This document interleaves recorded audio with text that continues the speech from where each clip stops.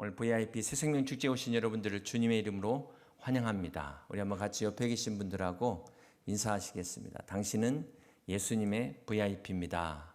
인사하시겠습니다. 네, 여러분은 정말 예수님의 VIP이십니다. 네, 아니 뭐 박수 치실 것까지요. 네, 제가 여행용 가방을 가지고 나왔습니다. 이 가정에서 잘 보이시나요? 아마 이번 코로나 팬데믹 끝나기만 해봐라, 내가 어디 가야지 하고 벌써부터 여행 가방을 싸신 분도 계실 것입니다. 우리가 단 3일 여행을 간다 할지라도 이게 필요하죠. 네, 없으면 난감합니다. 짐을 싸면서 계획을 하는데 정작 내 인생 얼마나 중요합니까? 내 인생이 어디로 가는지 모르는 사람들, 그 사람들은요 마치 짐을 싸왔는데 열어보니까 이렇게 아무것도 없는 빈 가방을 가지고 온 거예요. 얼마나 난감하겠습니까? 정말 이런 일이 없어야 되지 않을까요? 네. 오늘 여러분의 인생에 어떤 비전을 가지고 계십니까? 이 시간 진정한 비전을 찾는 그런 은혜의 시간 되시기를 주님의 이름으로 축복합니다. 대부분의 사람들이 경험을 중요하게 생각합니다. 경험을 통해서 배우는 이 경험은 인생의 스승과도 같습니다. 그러나 경험에도 함정이 있다는 것 아십니까? 네, 경험이 좋은 점도 있지만 고정관념에 사로잡혀서 창의적인 생각을 막는 걸림돌이 될 수 있다는 것입니다. 그 대표적인 예가 해리포터 저자. 네, 그 명성이 자자한 편집자, 출판사 12군데나 찾아갔는데 다 거절당했어요. 이 대표적인 사례입니다. 이해가 안 되지만 이게 바로 경험이 쌓일수록 전문성에 가로막혀서 시야가 좁아진다는 겁니다. 이것을 가리켜서 능숙함의 함정이다 라고 이야기하기도 합니다. 여러분이 어느 한 분야의 경험이 많을수록 그것은 새로운 아이디어의 성공의 가능성은 그만큼 멀어진다 생각하시면 맞다는 거예요. 그래서 혹자는 혁신을 가리켜서 과거와의 결별이다 이렇게 이야기하기도 합니다. 여러분이 과거의 경험에만 의존하면 절대로 새로운 성공을 경험할 수 없다는 것입니다. 그런데 하나님의 은혜도 마찬가지예요. 그렇습니다. 많은 사람들이 오해하는 것이 창조론은 신앙이라고 생각하고 무신론은 과학이라고 생각하는데요. 무신론은 과학이 아닙니다. 여러분, 과학이 되려면 반드시 증명할 수 있어야 돼요. 증명이 돼야 되는데 무신론은 증명할 수 있는 과학의 영역이 아니라는 것입니다. 그럼에도 혹 이 무신론을 과학으로 생각하는 사람들이야말로 경험에 사로잡힌, 바로 편견에 사로잡힌 사람들이라는 것입니다. 이 사람들은 하나님의 은혜를 경험할 수가 없다는 거예요. 하나님이 없다고 생각하는 사람들은 결국은 무신론을 신앙으로 선택한 사람들입니다. 자기 조상을 원숭이라고 믿는 거예요. 그러나 우리 하나님을 믿는 사람들은 이 세상이 저절로 빅뱅에 의해서 어쩌다 생긴 것이 아니라는 것입니다. 하나님이 창조하셨고 하나님의 형상으로 창조된 인간은 결코 죽음으로 끝나지 않는 영적 존재라는 사실을 믿는 것입니다. 오늘 여러분은 무엇을 믿으십니까? 어떤 것을 믿고 계십니까? 하나님을 부인하는 사람들은 죽으면 끝이라고 생각합니다. 근데 정말 차라리 끝이면 다행이에요. 네. 그런데 하나님의 말씀인 성경은 죽으면 끝이 아니라는 것입니다. 온 우주 만물을 말씀으로 창조하신 하나님은 인간이 죽은 후에 그 영혼이 천국에 가냐 지옥에 가냐 이것을 말씀하고 있어요. 이것에 의해서 우리의 영원한 생명 사후세계가 결정되는 것입니다. 저는 이 시간 여러분 한 사람도 빠짐없이 다 천국에서 볼 수 있기를 주님의 이름으로 축복합니다. 지난번 OECD 보건통계 2021에 보니까 우리 한국 사람의 기대 수명이 남자가 몇 세인 줄 아십니까? 80.3년, 여성은 86.3년, 평균이 83.3년입니다. 여러분 OECD 국가의 평균이 몇 세인 줄 아십니까? 81세예요. 어느덧 우리나라가 OECD 국가에서도 장수 국가에 속하는 나라가 됐다는 것입니다. 우리는 장수 국가 하면 일본 생각하잖아요. 일본하고 우리나라하고 몇 년 차이 나는가 봤더니 불과 1.5년 차이입니다. 네. 그런데 저 북한은 64세, 168위예요. 그런데 실제 우리나라의 건강 수명은 이거는 작년 기준으로 평균 64.4세입니다. 네. 이건 뭘 의미할까요? 대부분의 생애 마지막 한 17, 8년 정도는 건강에 어려움을 겪고 있다는 것입니다. 네. 이처럼 오늘날 인간은 이 노화와 죽음을 극복하기 위해서 많은 노력을 하지만 결코 죽음을 막을 수는 없습니다. 자, 이걸 통계를 보면서 OECD 국가 중에 가장 병원을 많이 이용하는 국가가 우리나라랍니다. 우리나라가 이렇게 좋은 나라가 됐더라고요. 그런데 아무리 의학이 발달해도 해마다 돌연사로 죽는 수는 늘고 있다는 겁니다.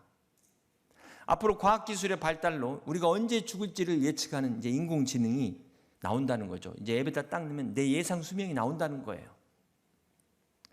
과연 내가 언제 죽을지를 안다면 행복할까요? 내가 내 미래를 알고 있다면 행복할 수 있을까요? 어떻게 생각하십니까? 만약 여러분에게 오늘 하루만 살 수 있다. 24시간 단 하루만 주어진다면 여러분 무엇을 하시겠습니까? 어떻게 사시겠습니까? 자, 이 가운데 만약 죽음을 인식하면서 준비한 사람은 하루도 후회 없이 살 수가 있을 것입니다. 그런데 죽음이 두려워서 회피한 사람은 이 하루가 이 하루를 무기력하고 무의미하게 보낼 수밖에 없다는 사실입니다. 그래서 우리 생명이 얼마나 남았냐 이게 중요한 게 아니라는 것이죠. 길든 짧든 결국 우리는 다 따지고 보면 시한부 인생입니다. 그렇지 않습니까?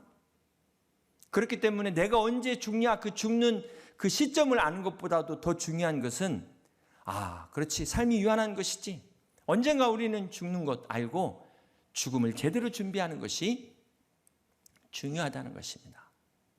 그래서 중국의 송나라 주신 중이 무릇 인생에는 5개가 필요하다 이런 말을 했어요.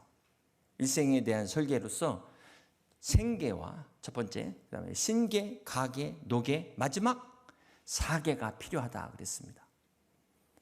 그런데 대부분의 사람들은 이 첫 번째 먹고 사는 생계에만 매달려 있다는 거예요. 인생에 있어서 가장 중요한 것은 마지막 4계, 어떻게 죽을 것인가. 이 웰다잉을 준비해야 비로소 웰빙이 가능하다는 것입니다. 저는 오늘 여러분 인생의 진정한 설계인 이 생계와 사계를 말씀드리려고 합니다. 대부분의 사람들이 죽음을 두려워하는 이유가 뭘까요? 그것은 내가 죽은 후에 어디로 갈지 모르기 때문에 그렇습니다. 인간은 죽으면 영적 존재이기 때문에 육신은 흙으로 돌아가지만 영혼은 죽지 않는다는 거예요. 이게 문제입니다. 자, 이 영혼이 사후에 두 갈래의 길을 만나게 되는데 기억하세요, 여러분. 죽은 후에 딱 두 개의 게이트를 만납니다. H1, H2 게이트. 헤븐과 헬. 그건 제 얘기가 아니고 성경에 기록된 하나님의 말씀에 그렇게 나와 있어요. 모든 사람은 다 이 천국과 지옥의 갈림길에서 선택하게 되는 것입니다. 죄송하지만 여러분 마음에 들지 않아도 이것은 어떻게 할 수 없는 사실이라는 거예요. 외국에 가시면 여러분 제일 먼저 공항에 어디를 통과해야 됩니까? 이미그레이션을 통과해야 돼요. 나 마음에 안 든다고 해서 거기 뭐 지나갈 수 있습니까? 그냥 통과할 수 있습니까? 자, 이때 반드시 비자가 있어야 되잖아요. 비자가. 비자가 없으면 입국이 안 되는 겁니다. 하나님의 나라인 천국도 비자가 없으면 들어갈 수가 없는 거예요. 자, 그런데 문제는 그냥 못 들어가는 것도 그나마 다행인데 천국 비자가 없는 사람은 천국에 못 가는 걸로 끝나는 게 아니라는 것입니다.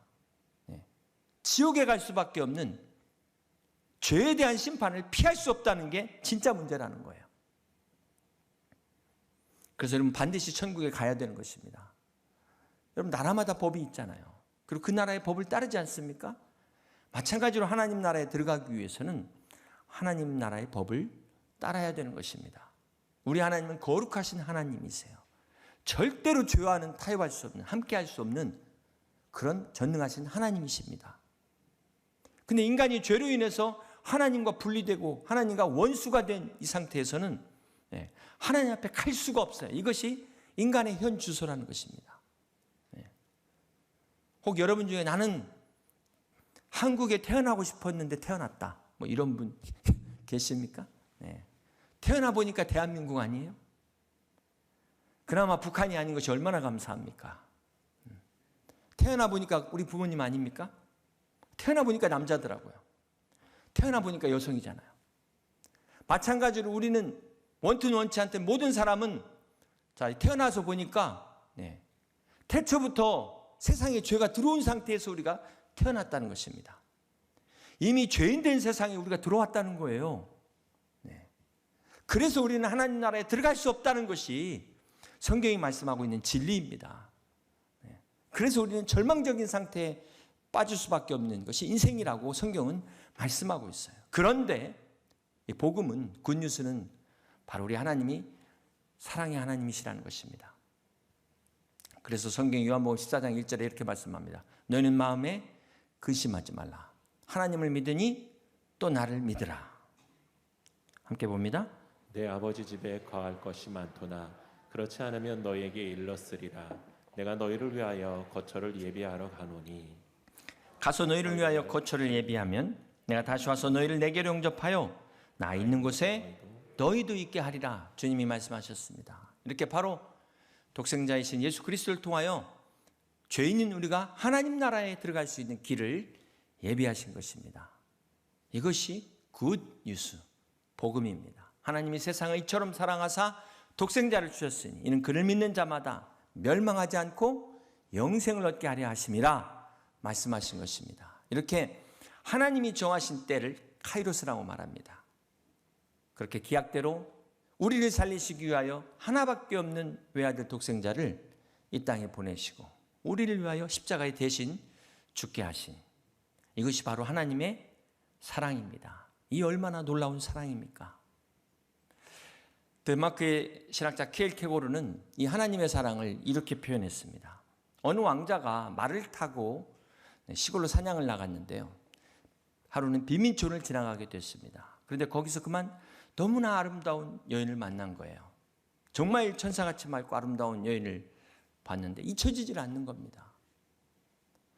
하루가 지났는데 또 생각나고 그 다음날도 또 생각나고 왕궁에 돌아왔는데도 도저히 잊을 수가 없어서 이 왕자가 고민에 빠진 나머지 어떻게 해야 될까? 어떻게 하면 내가 다시 만날 수 있을까?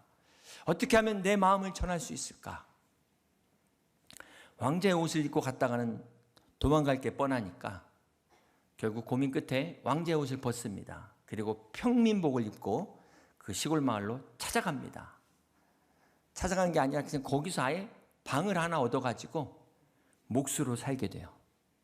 그래서 마침내 그 여인과 아주 자연스럽게 만난 것처럼, 우연히 만난 것처럼 그렇게 만나서 자신의 사랑을 고백합니다.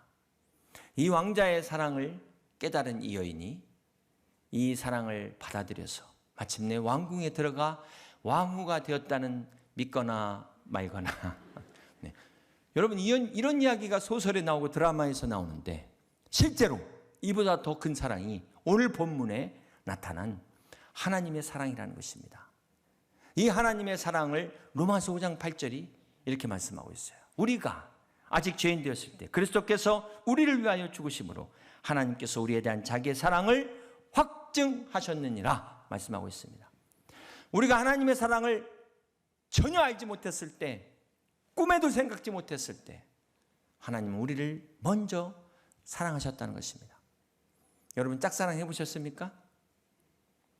사랑하면 너무 오래돼갖고 전기가 다 끊겼다고 생각하시는 분들, 네. 그래도 우리 마음에는 그 사랑이 다시 소근소근 피어오는 게 있어요. 네. 이 짝사랑은 가슴 아픈 사랑입니다. 하나님이 우리를 향해 이렇게 가슴 아픈 사랑을 하셨다는 거예요. 자, 또 하나는 예수님이 의인이 아니라 죄인 된 우리를 위하여 십자가에서 죽으셨다는 것입니다. 우리가 연약할 때 사랑했다는 거예요. 우리가 죄인 됐을 때는 세상 사람들 다 떠나갑니다. 우리가 연약할 때는 친구도 떠나갑니다. 그런데 그런 때 주님이 우리를 사랑하셔서 하나님과 원수 되었는데도 주님 우리를 떠나지 않고 사랑하셨어요. 우리를 위해서 그리스도께서 십자가에 죽으심으로 하나님의 사랑을 확증하셨다는 것입니다. 여러분, 하나님의 사랑의 확증이 바로 이 십자가예요. 이 십자가. 하나님의 사랑의 증거를 말하는 것입니다.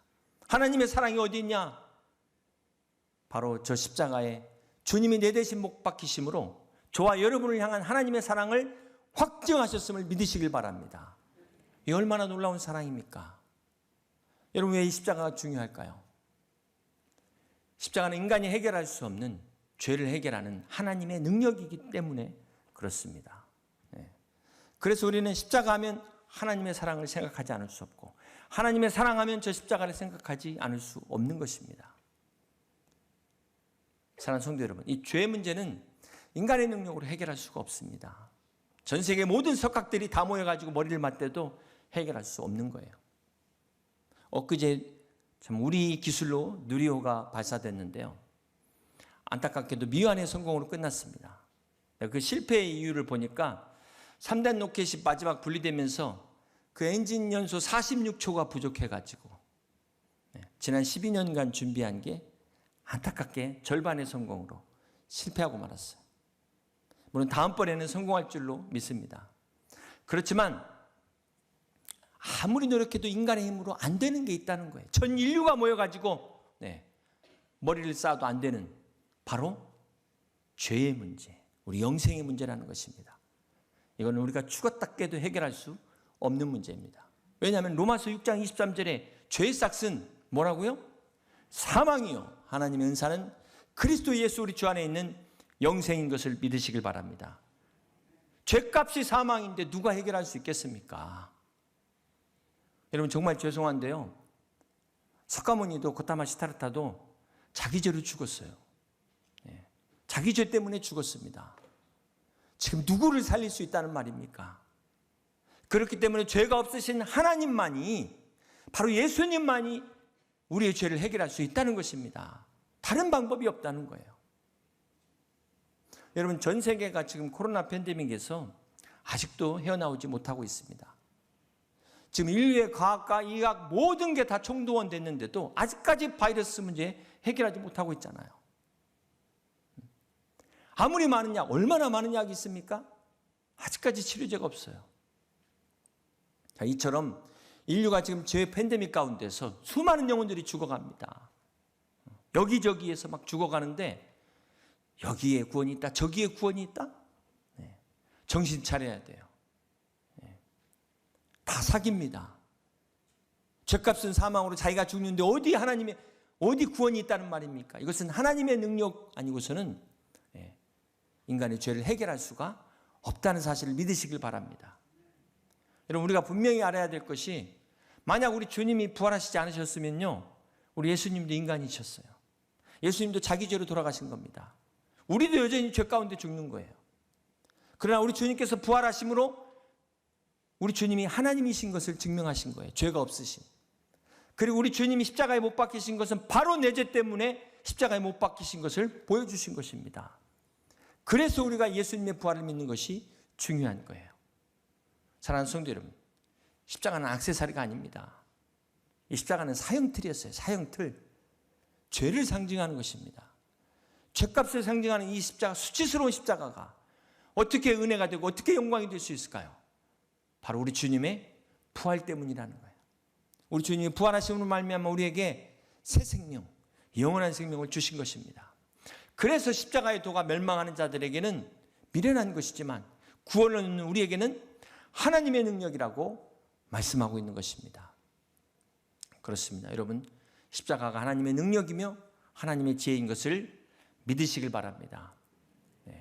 오늘 처음 오신 분들을 위해서 제가 사실 이번 주 설교는 오늘 처음 오시는 그 한 분을 위해서 준비를 했습니다. 혹 오늘 안 오신 분들이 있다면 그럴까 봐 우리가 다음 주 금요일 또 수요일 이렇게 초청하는 시간을 준비했습니다. 포기하지 마시고 남은 시간들을 통해서 꼭 주님께 인도하고 주님을 만나시는 그런 은혜의 시간 되시길 주님의 이름으로 축복합니다. 제가 오늘 처음 오신 분들을 위해서 보여드릴 게 있어요. 제가 들고 있는 것이 바로 하나님의 말씀인 성경입니다. 이 성경은 지금도 살아 역사하시는 하나님의 능력을 우리에게 보여주고 있어요. 여러분, 여기 우리의 죄가 보이십니까? 여러분의 여러분이 제가 어떤 죄라 할지라도 하나님의 능력으로, 그리스도의 십자가의 보혈의 능력으로 깨끗함 받는 것을 믿으시기를 바랍니다. 이렇게 순식간에 사라지는 것처럼 여러분의 모든 죄가 그리스도의 보혈의 능력으로 깨끗이 사함 받는 것을 믿으시길 바랍니다.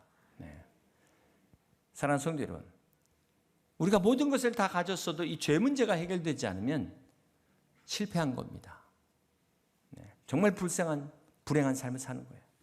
이 시간 여러분, 죄와 사망과 모든 저주로부터 우리를 해방시키시는 십자가의 능력이 여러분에게 함께 하시길 주님의 이름으로 축복합니다. 지금까지 전 세계 수많은 크리스찬들이 가장 사랑하며 가장 많이 부르는 찬송가가 Amazing Grace, 나 같은 죄인 살리신 이 찬송입니다. 이 찬양을 작곡한 사람 존 뉴턴 목사님이시죠. 프리덤이라는 영화에서 보신 분도 계시겠지만 뱃사람이었던 아버지를 따라서 11살부터 배를 타게 된 이 뉴턴은 영국 해군에서 군복무를 하게 되고요. 제대한 후에는 아프리카에서 흑인을 잡아다가 노예로 파는 노예 상선에서 일을 하게 됩니다. 그런 그가 이 노예 상선의 선장이 돼요. 선장이 된 어느 날 그가 탄 배가 폭풍운을 만나 좌초될 위기에 빠지게 됩니다. 이 뉴턴은 그동안 까맣게 잊고 살았던 하나님께 다급하니까 막 살려달라고 매달려 기도하게 됩니다. 그래서 마침내 기적적으로 그 폭풍운을 벗어나서 살아나게 돼요. 이 기적을 경험한 뉴턴이 목회자의 길을 걷게 됩니다. 그리고 노예제도 폐지에 앞장서는 삶을 살게 됩니다. 이 뉴턴 목사님은 평생 동안을 당시 권위의 상징인 이 목사 가운, 예복을 입지 않았다고 합니다. 오히려 노예복을 입고 설교를 했다고 그래요. 하루는 어떤 성도가 목사님은 왜 거룩한 가운 이 목사님 예복 입지 않고 노예복장을 하십니까? 그랬더니 이렇게 대답하셨답니다. 죄의 노예였던 나를 구해주신 하나님의 은혜가 너무 고마워. 이 은혜를 잊지 않습니다. 이 은혜를 잊지 않으려고 노예복을 입습니다. 그렇게 얘기하셨답니다. 사랑하는 성도 여러분, 이 시간 나 같은 죄인 살리신 주 은혜 놀라와 잃었던 생명 찾았고 광명을 얻었네. 이 존 뉴턴 목사님에게 임한 하나님의 은혜가 저와 여러분에게 임하시기를 주님의 이름으로 축복합니다. 여러분, 러브와 리브의 어원이 같아요. 이것은 무엇을 말할까요? 인간이 진정으로 산다는 것은 사랑하며 살아야 된다는 것입니다. 지금까지 여러분은 무엇을 사랑하셨습니까?